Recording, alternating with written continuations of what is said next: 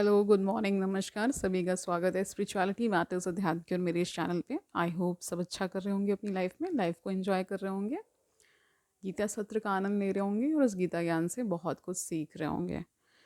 तो हमने 10वां अध्याय शुरू किया था जिसका शीर्षक श्री भगवान का ऐश्वर्य है। अभी तक 28 इसमें हम श्लोक कर चुके हैं।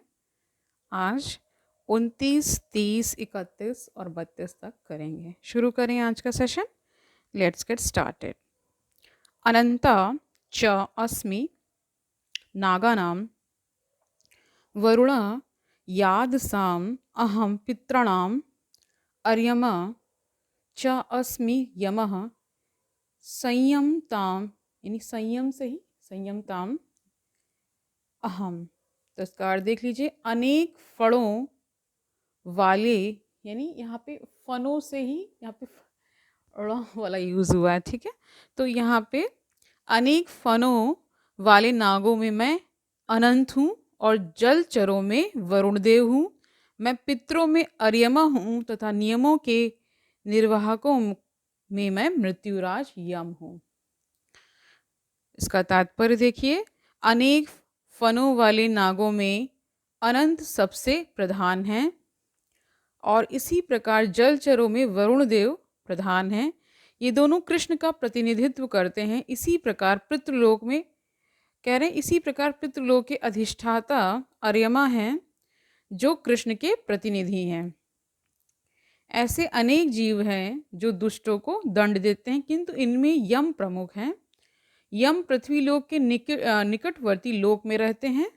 मृत्यु के बाद पापी लोगों को वहां ले जाया जाता है और यम उन्हें तरह तरह का दंड देने की व्यवस्था करते हैं, ठीक है। 30वां श्लोक देखिए।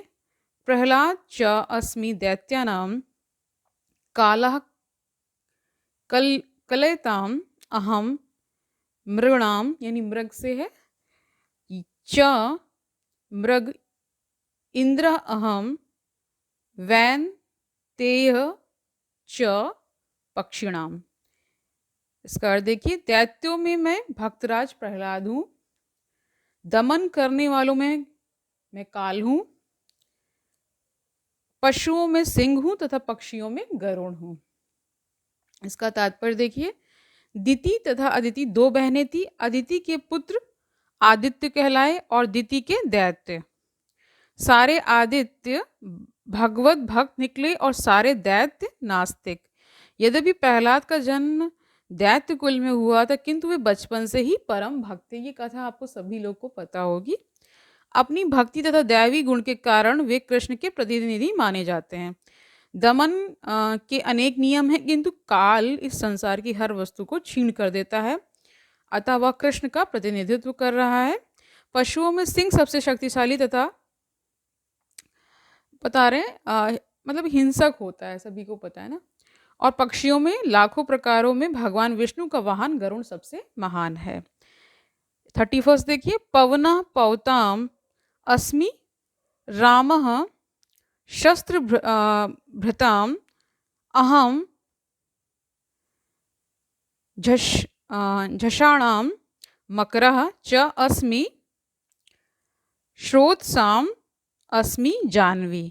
इसका अर्थ देख लीजिए। समस्त पवित्र करने वालों में मैं वायु हूँ, शस्त्रधारियों में राम, मछलियों में मगर तथा नदियों में गंगा हूँ। इसका तात्पर्य देखिए। समस्त जलचरों में मगर सबसे बड़ा है और मनुष्य के लिए सबसे घातक होता है, अतः मगर कृष्ण का प्रतिनिधित्व करता है। 32 देखिए। सर्गाणाम आदि अंतः च मध्यम च एव अहम अर्जुन अध्यात्म विद्यानाम वादः प्रवत्ताम अहम। इसका अर्थ देखिए। हे अर्जुन, मैं समस्त सृष्टियों का आदि, मध्य और अंत हूँ। मैं समस्त विद्याओं में अध्यात्म विद्या हूँ और तर्क शास्त्रियों में मैं निर्णायक सत्य हूँ। इसका तात्पर्य देखिए।